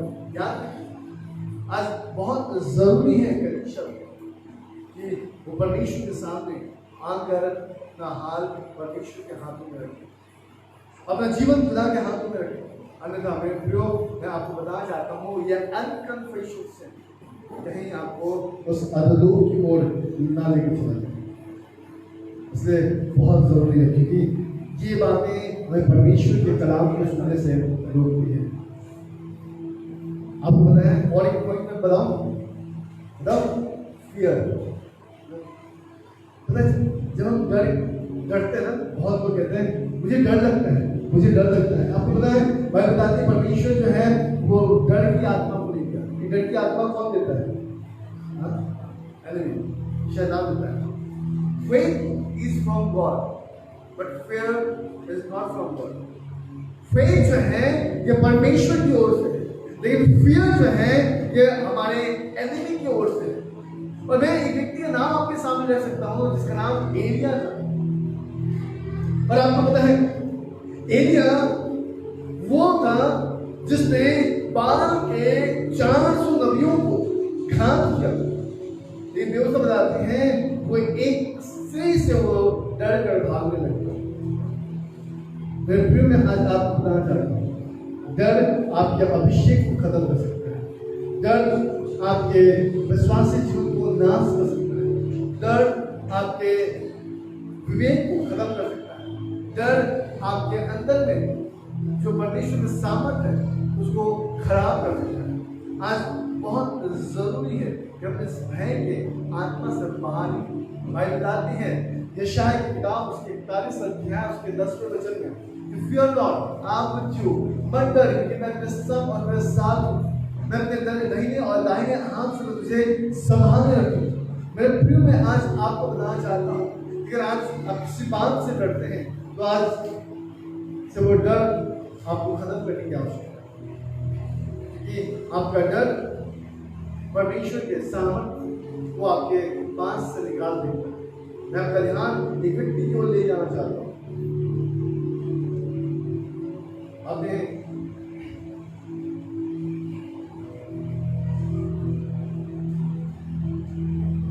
यूसुफ का नाम सुना है? कितने लोगों ने सुना है यूसुफ? और आपको पता है, यूसुफ ने एक दर्शन देखा और एक ही दर्शन उसने 2 बार देखा, लेकिन दूसरे लोग। और जब यूसुफ दर्शन देखा उसने अपने भाइयों के साथ शेयर किया। उसके भाई उससे ईर्ष्या कर रहे थे। आपको पता है, ईर्ष्या के साथ साथ उनके अंदर में एक डर था कि जो यूसुफ बोल रहा है अगर ये हो गया तो हमें उसके सामने घुटने टेकने पड़ेंगे। आपको पता है, उस डर की वजह से उन्होंने अपने भाई को क्या किया? उन्होंने अपने भाई को जान से मारने की कोशिश की। आपको पता है, केन और हाबिल के विषय में आपने पढ़ा है, सुना है? जब दोनों एक साथ परमेश्वर की वेदी पे गए, भेंट लेके गए, खुदा ने केन के भेंट को ग्रहण नहीं किया और हाबिल के भेंट को ग्रहण कर लिया। पता है क्यों? क्योंकि हाबिल का जो हार्ट था वो प्योर था, लेकिन केन का हार्ट था वो इम्प्योर था। और बाइबल बताती है इम्प्योर होने की वजह से केन के अंदर में ईर्ष्या आई और वो ये सोचा कि अब सब कुछ इसका हो जाएगा। और उसने क्या किया? उसने तलवार लेकर अपने भाई को ही घात किया। और आपको पता है, भाई सुनील वो वचन पढ़ भी रहे, उससे पूछे अस्सी से बताइए कि परमेश्वर ने कहा कि भूमि जो अपने मुंह को खोल कर इस लहू को पी ली, इसकी वजह से तू श्रापित हो गया और तू जितने काम करे उसका सही हकदार तो नहीं हो पाएगा। आज आप देखिए, आप काम करने जाते हैं, रोजगार में जाते हैं, आपको सही सैलरी मिलता है? आप अपने सैलरी से सेटिस्फाई है? कोई अपने सैलरी से सेटिस्फाई नहीं। चाहे जो बीएसएफ में जॉब करता हो वो, जिससे में जॉब करता हो चाहे वो, चाहे दुकान में काम करता हो वो। आप एक फार्मर से पूछिएगा कि वो क्या अपने काम से सेटिस्फाई है? बोलेगा नहीं, क्योंकि वो जितना करता है उसका उतना इनकम उसे प्राप्त नहीं होता। आप जितना मेहनत करते हैं, अब कहाँ से कहाँ पैदल जाते होंगे, कहाँ से कहाँ काम करके लौटते होंगे। जब आप महीने में आपके हाथों में जब पैसे आते होंगे, आप देख के उस पैसों को हंसते भी होंगे और रोते भी होंगे। किसको लेंगे? इसमें घर चलाएंगे, मम्मी पापा को भेजेंगे, अपनी जरूरतों को पूरा करेंगे, बच्चों की जरूरतों को पूरा करेंगे, क्या करेंगे? और कुछ दिन के बाद आपको पता चलता है कि जेब खाली होगी। अब हम इंतजार करते हैं कि फिर सैलरी कब निकल आएगी। मैं आज आपको बताना चाहता हूँ, ये जो फियर है ना, ये आपको परमेश्वर से दूर लेके जाता है। इसलिए आज से डरना है, आज से डरना बंद। याद रखिए, परमेश्वर ने हमें स्वर्ग और पृथ्वी की कुर्सियां दी। आपको पता है, कल वास्तविक में बता रहा हूं, खुदा ने हमें अधिकार दिया है और उन अधिकारों को हमें अपने जीवन में इस्तेमाल करने की आवश्यकता है।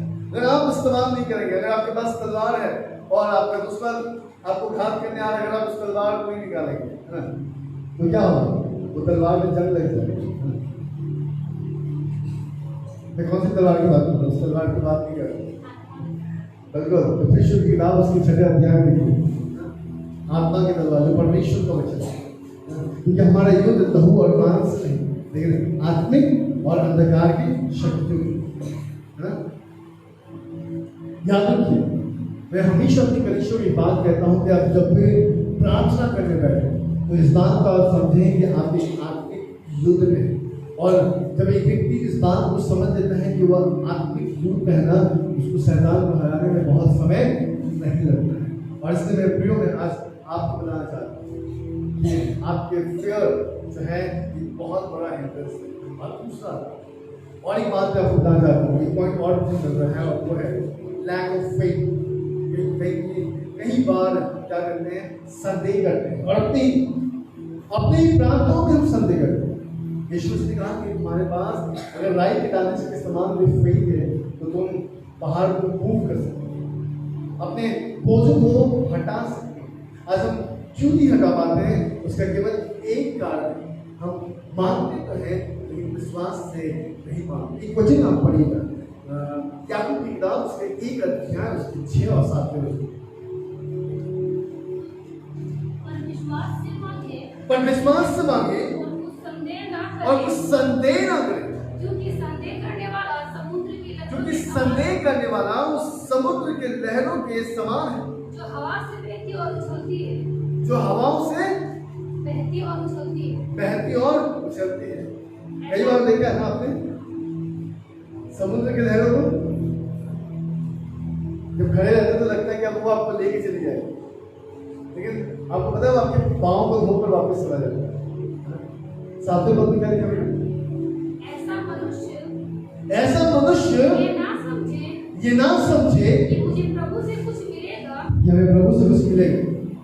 आप वो व्यक्ति उचित है, ध्यान दीजिए, क्योंकि वो व्यक्ति अपने विचारों में सच्चा है, क्योंकि वो विश्वास भी करता है और संदेह भी करता है। और आज मैं आपको बताना चाहता हूं कि अगर आप विश्वास के साथ अगर आप संदेह करते हैं, लैक ऑफ फेथ है, मैं आपको बताना चाहता हूं कि आप खुदा की आवाज को सुन नहीं पाएंगे, आप गलाम पड़ेंगे। आप हमेशा कहेंगे प्रभु मैं आपकी आवाज को सुनना चाहता हूं, आपकी आवाज को सुनना चाहता हूं। और मैं आपको बताना चाहता हूं ये हिंड्रेंस, ये बाधा है, आप खुदा की आवाज को सुनने नहीं देंगे। और बाधा इसलिए क्योंकि अभी भी मन शुद्ध नहीं है, अभी भी संसार के साथ स्नेह है, अभी भी हमारी नीयत सही नहीं है, अभी भी हमारा मकसद सही नहीं है, क्योंकि हमारा मन अभी भी कठोर है, क्योंकि हम परमेश्वर के वचन को सुनते नहीं। और मेरे प्रियो में आपको सच कहना चाहता हूँ, अगर आपके पास परमेश्वर का ज्ञान नहीं है, आपका मन ऐसे ही है।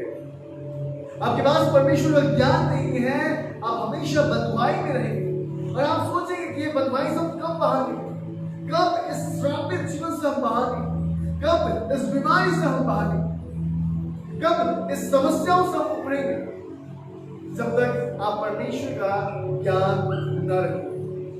और आखिरी बात मैं आपको बताना चाहता हूँ, पता है क्या?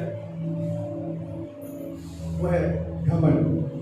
पता है, ये एक ऐसा प्राइड, एक ऐसा वर्ड है जो हमें परमेश्वर के उपस्थिति से बहुत दूर लेके जाता है। पता है, बाइबल बताती है we are called to depend. हम खुदा के पास, खुदा ने इसलिए बुलाए गए हैं कि खुदा के ऊपर में निर्भर हो। लेकिन पता है, वी वांट टू इंडिपेंडेंट, और हम चाहते हैं कि हम स्वाधीन रहें।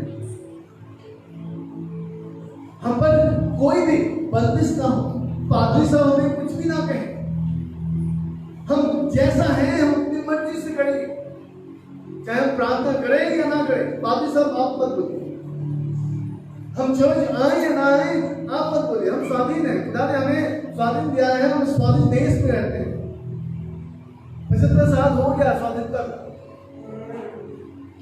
लेकिन मैं प्रिय में आपको बताना चाहता हूँ कि आज कलीसिया इसके वजह से, परमेश्वर की आवाज को ना सुनने की वजह से, आज अपने जीवन में ऐसे हिंड्रेंस को लेके आ रहे हैं। जिस प्रकार से सिमसोन, आपको पता है सिमसोन के पास बहुत बल था। अगर आप न्यायों की किताब इसके 13 अध्याय से 16 वचन, अगर आप 13 अध्याय और 14, 15, 16 ये जब अध्याय को आप पढ़ेंगे, आप सिमसोन के विषय में आप जान सकते। बाइबल बताती है कि सिमसोन का जन्म हुआ, और सिमसोन के जन्म होने से पहले एक स्वर्गदूत उसके पिता को दर्शन देता है और उसे सारी बातें बता देता है। सिमसोन परमेश्वर के अनुग्रह और उसके डिलॉज में बढ़ता है और एक सामर्थ्यशाली इंसान बनता है।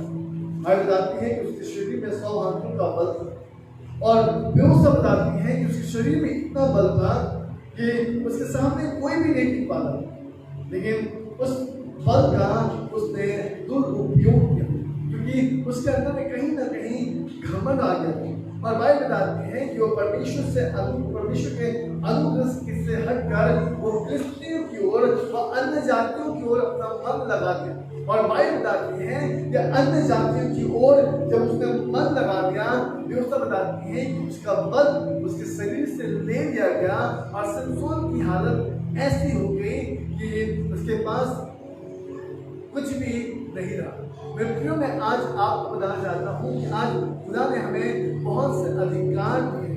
याद रखिए, हमें उन अधिकारों का दुरुपयोग करने की आवश्यकता ही नहीं है। हो सकता है हम जिस स्थान में हैं, उन स्थान में परमेश्वर ने हमें अधिकार दिए हैं, तो हमें आवश्यकता है उन अधिकारों का हमें सही प्रयोग करने की। अगर हम अधिकारों को सही प्रयोग ना करें, तो मैं आज आपको बताना चाहता हूँ कि कहीं ना कहीं अगर आपके अंदर में वो अहम आ गया और वो हम आपको कहीं नष्ट न कर। और व्यवस्था बताती है जिस प्रकार से इस्राएलियों के अंदर में यह अहम आ गया था, खुदा उनके साथ है और इसलिए वो कुछ भी कर सकते हैं। और व्यवस्था बताती है इब्रानियों की किताब उसके 30वें अध्याय और उसके 15 वचन में जैसा कहा जाता है, यदि तुम आज उसका शब्द सुनो तो अपने मन को कठोर न करो, जैसे कि क्रोध दिलाने के समय किया गया। याद रखिए, अपने आप को ऐसा मत कीजिए, क्योंकि अगर आज आपके अंदर अभी भी कुछ ऐसी बातें पाई जाती हैं जिसके ऊपर में आप अपने आप को बहुत लोग अपने खूबसूरती के ऊपर में घमंड करते हैं, बहुत लोग अपने धन के ऊपर में घमंड करते हैं, बहुत लोग अपनी चीजों के ऊपर में घमंड करते हैं, बहुत लोग अपने नॉलेज के ऊपर में घमंड करते हैं। इसलिए तो बाइबल बताती है नीति वचन उसके 30 अध्याय उसके 5, 6, 7 वचन में कि अपना समझ का सहारा ना लेना, मैं तो संपूर्ण रीति से यहोवा पर स्मरण करके और उसी के अनुसार सब काम कर, तेरे सारे कामों में बरकत होगा, आशीष होगा। हालेलुया, हालेलुया, बोले यीशु प्रभु की। मैं ऑलरेडी 1 घंटा से ऊपर चला गया हूँ, लेकिन एक पॉइंट मुझे याद आ रहा है जो मैं आपके सामने रखना चाहता हूँ, और आपको पता है वो क्या है। कई बार हम खुदा की बातों को छोड़कर हम दूसरे की बातों की ओर बहुत ध्यान देते हैं, और पता है ये भी हमारे लिए एक बहुत बड़ा ह्यूज हिंड्रेंस, ये भी बहुत बड़ा एक बाधा है। Listening to other instead of God, और व्यवस्था बताती है कि परमेश्वर की वजह दूसरे की बातों को सुनना। आप ध्यान दीजिएगा, यिर्मयाह की किताब को आप पढ़ेंगे, उसके 17 अध्याय उसके 5 वचन व्यवस्था बताती है उन व्यक्तियों का जो परमेश्वर की ओर मन नहीं लगाते, क्योंकि उनका मन परमेश्वर से हटकर मनुष्य की ओर लग जाता है। और मैं आज आपको बताना चाहता हूँ कि जो मनुष्य, जिस मनुष्य की हम बात करते हैं, वो मनुष्य सदा के लिए नहीं रहता, वो मनुष्य सदा के लिए आपके जीवन में नहीं रहता। लेकिन बाइबल कहती है कि फिर भी हम मनुष्य के विषय पर हम ज्यादा ध्यान करते हैं।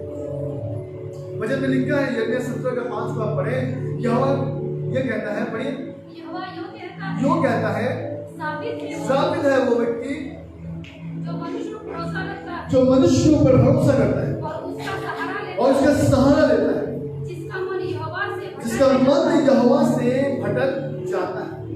वो व्यक्ति श्रापित है क्योंकि उसका मन यहोवा से भटक जाता है।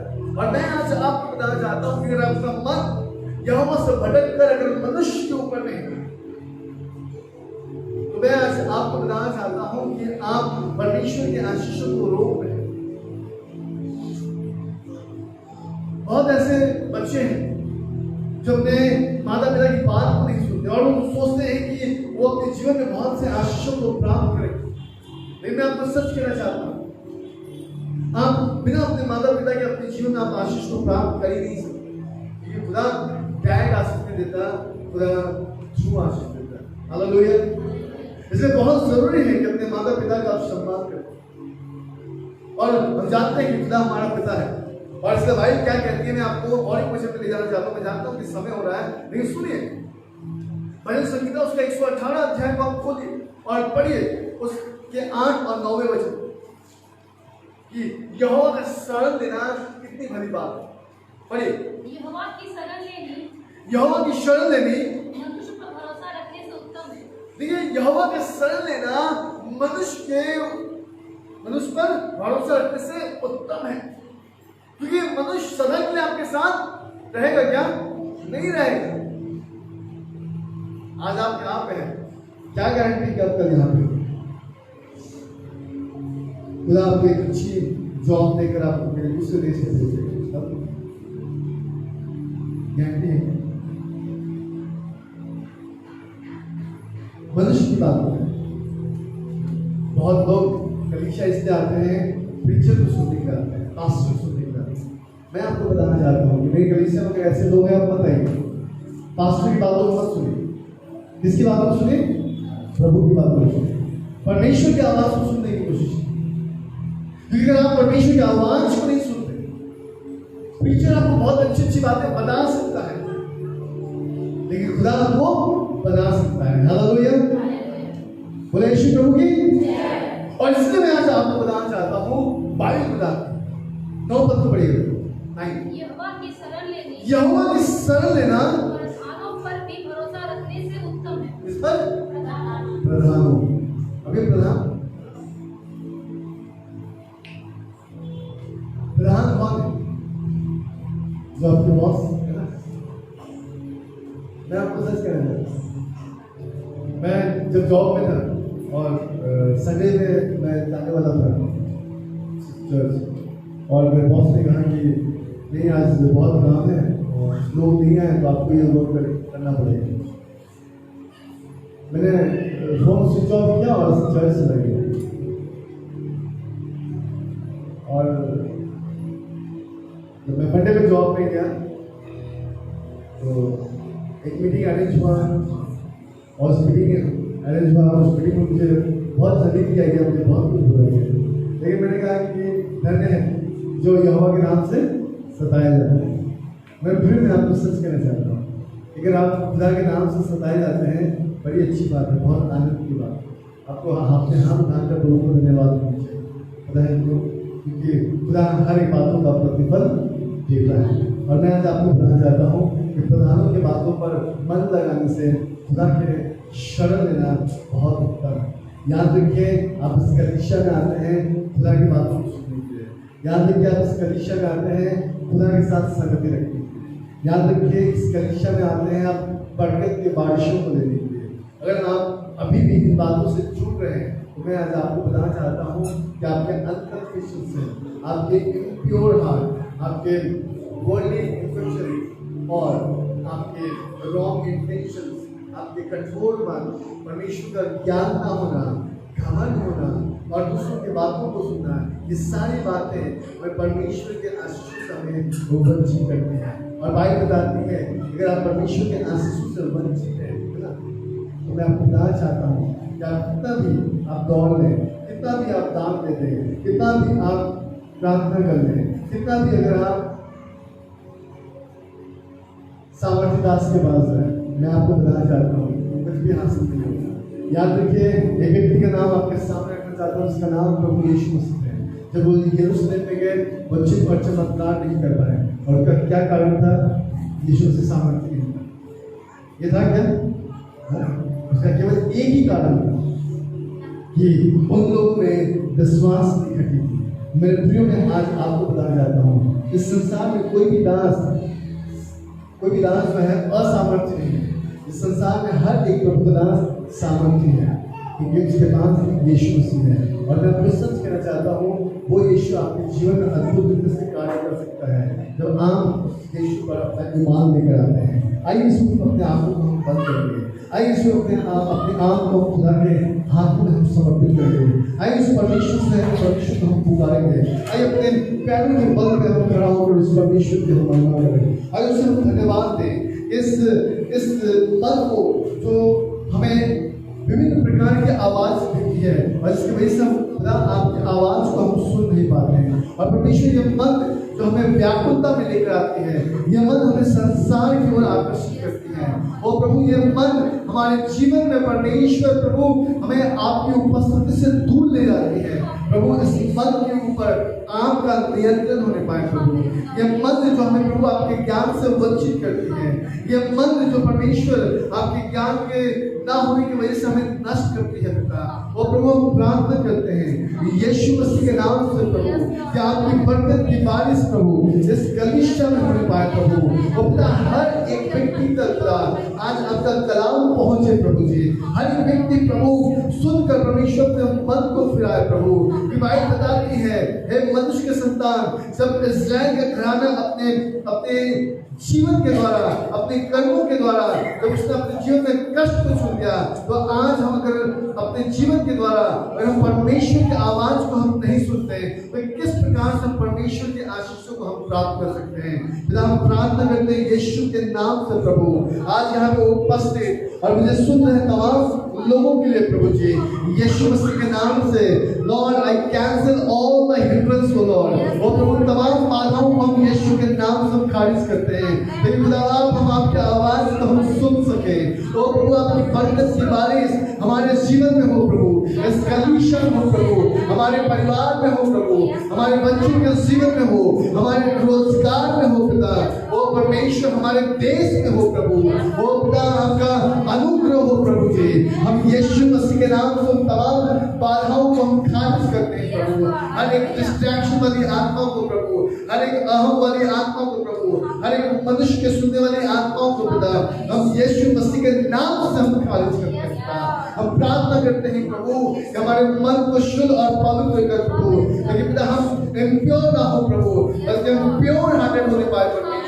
और Lord will come with pure heart O Lord. और प्रभु हमारे हृदय को धो दीजिए परमेश्वर, अपने लहू से हमें धोकर शुद्ध और पवित्र बनाइए प्रभु। हमें नया कीजिए खुदा, ताकि परमेश्वर उन बरकत की बारिशों को हम देख सके प्रभु जी। वो प्रभु बहुतायत का जीवन हम देख सके खुदा। ओ परमेश्वर की आशीष हमारे जीवन में होने पाए प्रभु। ओ खुदा इस वक्त प्रभु हर एक के जीवन को आप स्पर्श कीजिए। पवित्र आत्मा परमेश्वर हर एक के जीवन के ऊपर में प्रभु आपका स्वर्गीय हाथ हो प्रभु।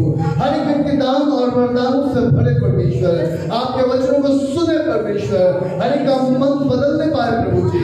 हर एक के जीवन में परमेश्वर आज जो बंधुआई में है प्रभु, वो बंधुआई से छूट जाने पाए प्रभु। हर एक बीमार चंगा होने पाए परमेश्वर। हर एक बेरोजगार को जॉब मिलने पाए परमेश्वर। हर एक व्यक्ति परमेश्वर जो अपने जीवन काल में परेशान है पिता, उस परेशानी से आजाद प्राप्त करने पाए और आपकी महिमा होने पाए प्रभु। हम आपका धन्यवाद देते हैं, हम धन्यवाद देते हैं प्रभु, हम धन्यवाद देते हैं पिता, हम धन्यवाद देते हैं प्रभु कि आपने अपने वचन के द्वारा प्रभु आपने हमारी आत्मिक आंखों को खोला है पिता।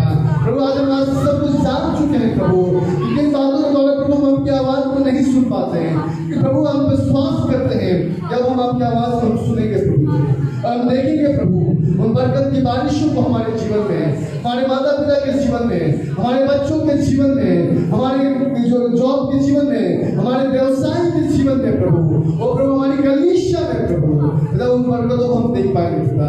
धन्यवाद प्रभु, धन्यवाद यीशु, धन्यवाद यीशु, धन्यवाद यीशु। प्रभु हम आपका धन्यवाद करते हैं। अपने हाथों को उठाकर प्रभु को धन्यवाद दें, मुझको भी धन्यवाद दें। धन्यवाद धन्यवाद धन्यवाद धन्यवाद यीशु, धन्यवाद धन्यवाद, ओ धन्यवाद पवित्र परमेश्वर। प्रभु हम आपका धन्यवाद करते हैं पिता, ओ प्रभु आपके अनुग्रह के लिए पिता, आपके प्रेम आपके दया के लिए परमेश्वर प्रभु, वो आप विलंब से क्रोध करने वाला परमेश्वर है पिता। हम धन्यवाद करते हैं प्रभु हमारे आत्मिक आंखों को खोलने के लिए प्रभु, हमारे जीवन में बरकत देने के लिए पिता। हम धन्यवाद करते हैं और सारी महिमा हम आपको देते हैं। इस प्रार्थना को अपना उद्धार करता प्रभु यीशु मसीह के नाम से मांगते हैं, सुनिए और सुनता सकते हैं। आमीन। I hope this